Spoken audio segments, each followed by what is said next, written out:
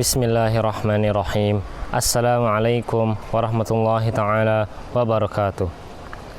Alhamdulillahirabbil alamin wa bihi nasta'inu ala umuri dunya waddin wa ala alihi wa sahbihi ajma'in. Allahumma shalli ala sayyidina Muhammad wa ala alihi wa sahbihi ajma'in. Yang pertama dan yang paling utama, marilah kita panjatkan puji dan syukur kehadirat Allah Subhanahu wa taala yang telah memberikan kita rezeki dan nikmat dan juga kesempatan untuk kembali di bulan suci Ramadan. Bulan yang penuh berkah dan ampunan, dan bulan yang selalu ditunggu-tunggu oleh seluruh umat Islam di dunia. Kedua, salawat serta salam kita aturkan kepada junjungan kita, yakni Habibana wa Nabiyana Muhammad sallallahu alaihi wasallam beserta keluarganya, para sahabatnya, dan para tabi'innya hingga akhir zaman nanti insyaallah. Para hadirin yang dirahmati Allah Subhanahu wa taala, Ramadan adalah bulan yang istimewa, bulan yang di dalamnya terdapat malam yang lebih baik dari 1000 bulan atau yang disebutkan sebagai malam Lailatul Qadar. Ramadan adalah bulan di mana pintu-pintu surga dibuka selebar-lebarnya dan pintu neraka ditutup serapat-rapatnya. Di bulan Ramadan ini juga terdapat setan-setan yang dibelenggu sehingga kita dapat melaksanakan ibadah kita secara lancar dan mudah. Hadirin yang dirahmati Allah Subhanahu wa taala, Ramadan bukan hanya sekedar menahan diri dari makan dan minum, tetapi Ramadan bisa disebutkan sebagai madrasah rohani, karena itulah tempat kita mendidik dan membersihkan jiwa hati nurani kita dari segala kotoran dan penyakit hati. Di bulan ini juga kita dapat meningkatkan keimanan, ketakwaan, kesabaran, keikhlasan. Allah Subhanahu wa taala berfirman di surat Al-Baqarah ayat 185 yang berlantun, A'udzu billahi minasy syaithanir rajim. Bismillahirrahmanirrahim. Syahrul Ramadan alladzi unzila fihi al-Qur'anu hudan lin-nasi wa bayyinatin minal huda wal furqan. Faman syahida minkumus syahra falyasum.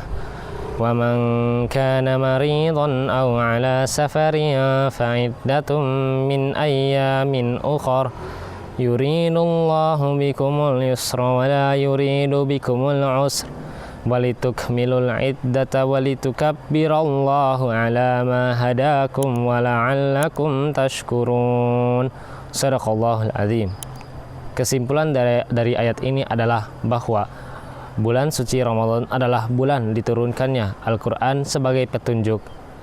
Maka dari itu, barang siapa yang berada di bulan Ramadan, maka diwajibkan atasnya untuk berpuasa.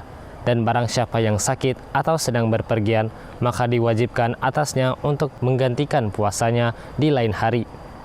Allah Subhanahu wa taala memberikan kita kemudahan dan tidak merestui kesusahan.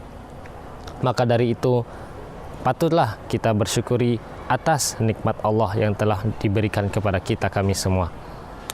Rasulullah Shallallahu Alaihi Wasallam bersabda, barang siapa yang berpuasa karena iman dan mengharap pahala, maka Allah Subhanahu Wa Taala mengampuni dosa-dosanya yang telah ia lalui. Hadis riwayat Bukhari dan Muslim. Dari ayat dan hadis tersebut, kita dapat mengetahui betapa besarnya keutamaan di bulan Ramadan.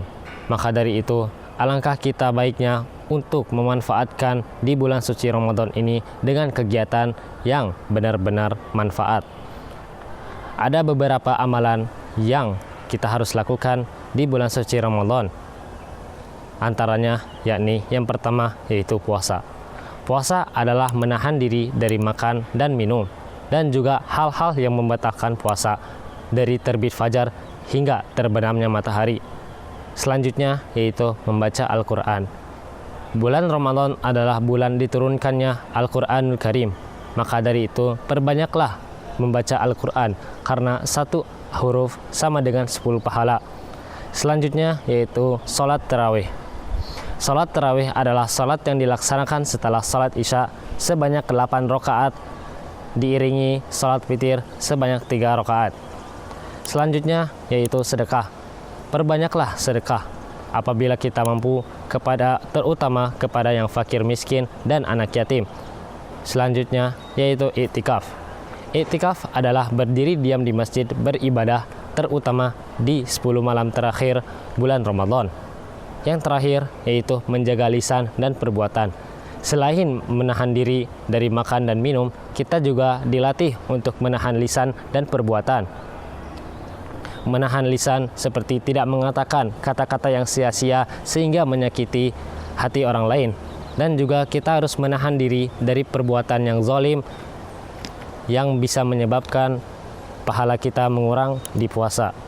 Rasulullah Shallallahu Alaihi Wasallam bersabda bahwa barang siapa yang tidak meninggalkan kata-kata yang dusta atau perbuatan yang dusta, maka Allah Subhanahu wa taala tidak menganggapi puasanya dari makan dan minum. Hadis riwayat Bukhari. Bulan Ramadan adalah momentum yang baik untuk kita untuk merubahkan diri sendiri agar kita bisa menjadi kaum muslim yang lebih baik dan lebih kuat.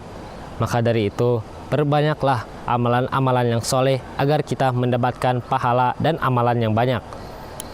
Selain itu, Ramadan adalah momentum yang terbaik untuk kita untuk merubahkan diri sendiri supaya kita bisa lebih membaik dan juga memperbanyak amalan-amalan soleh dan menambahkan pahala. Maka dari itu, kita harus memperbanyaklah amalan supaya kita lebih bertakwa, beriman kepada Allah Subhanahu wa taala. Mungkin cukup sekian yang saya bisa dapat sampaikan. Maafkan apabila ada kesalahan atau kekurangan dari saya sendiri. Mungkin hadza minni. Wassalamualaikum warahmatullahi taala wabarakatuh.